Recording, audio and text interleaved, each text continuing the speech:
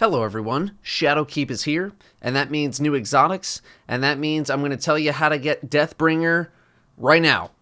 I would highly suggest being 900 power or higher, as this rewards a plus 5 powerful drop, as in it'll drop 5 power levels higher than whatever your highest potential power is, and getting this before 900 would be a waste of a powerful drop. If you don't care, then just go get it. First things first, you need to have completed the main Shadowkeep campaign. That needs to be done because you'll unlock some weekly bounties from Eris after the campaign. Lunar Spelunker is the bounty you'll need, where you will go visit 3 of the 4 lost sectors on the moon and complete them for the firewall data fragment.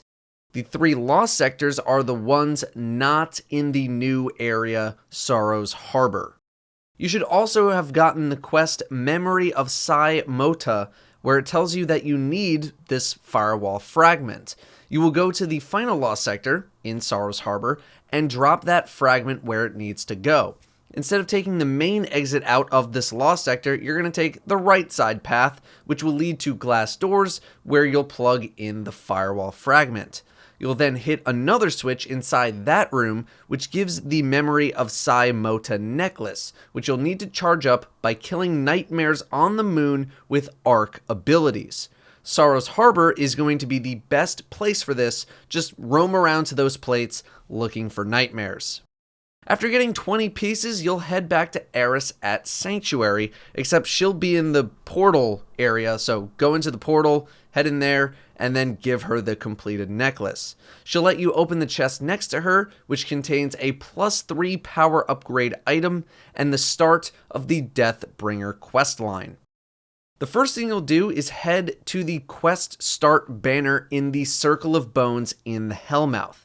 If you're familiar with Destiny 1, you can get there by running the route you took for the Summoning Pits Strike, or you could just look at the screen if you don't know where to go.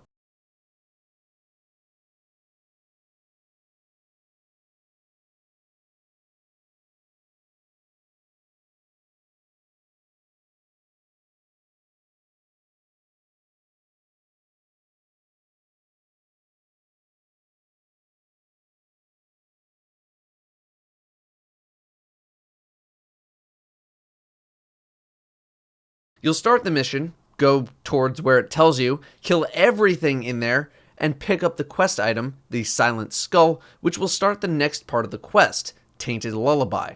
You will go back to Eris to grab the next step, which requires you to complete a public event in the Hellmouth area, do the K1 Revelation Lost Sector in Sorrow's Harbor, and kill a Bone Collector.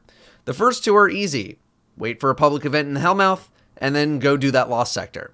The Bone Collector is located in the Anchor of Light.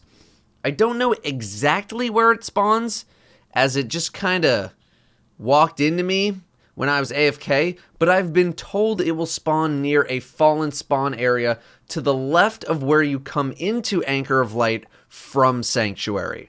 I think there's also a message that alerts that a Bone Collector has spawned, but I'm not 100% sure on that. After those steps are complete, you're going to load up the Scarlet Keep Strike to kill the High Conductor.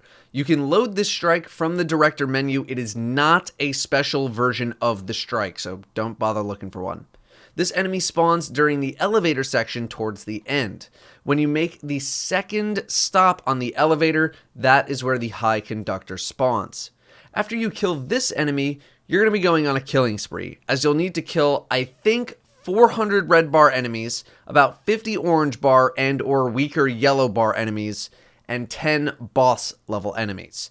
You make more progress while on the moon. For the red bar enemies, running lost sectors on the moon got this done pretty quickly. I was able to get around 20 to 25% per run of a lost sector, killing everything by myself. For the yellow bar enemies, killing the Ogre Nightmare enemy in Sorrow's Harbor is probably going to give you the fastest results. They spawn pretty often, and if you roll with a group, should only take you a few minutes. The lesser yellow bar enemies that spawn with the Ogre, so like the Thrall and the Acolyte, they don't count for this, but they do count for the middle enemies that you need to kill. The orange bar and or weaker yellow bar enemies are sort of a toss-up.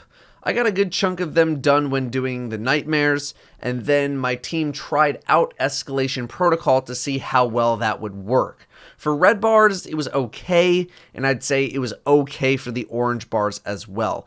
Progress will be a little bit slower, but you can spawn in a lot of orange bar enemies doing EP. If you have your own good spot for these kinds of mobs, feel free to drop it in the comments. After that step is complete, you'll be on to the final part, Choir of the Damned. Go back down into the Hellmouth where you picked up that initial quest in the Circle of Bones. The Choir quest is very close to that original marker. It's towards the edge of the Hellmouth pit. Note that this is a 9:20 mission.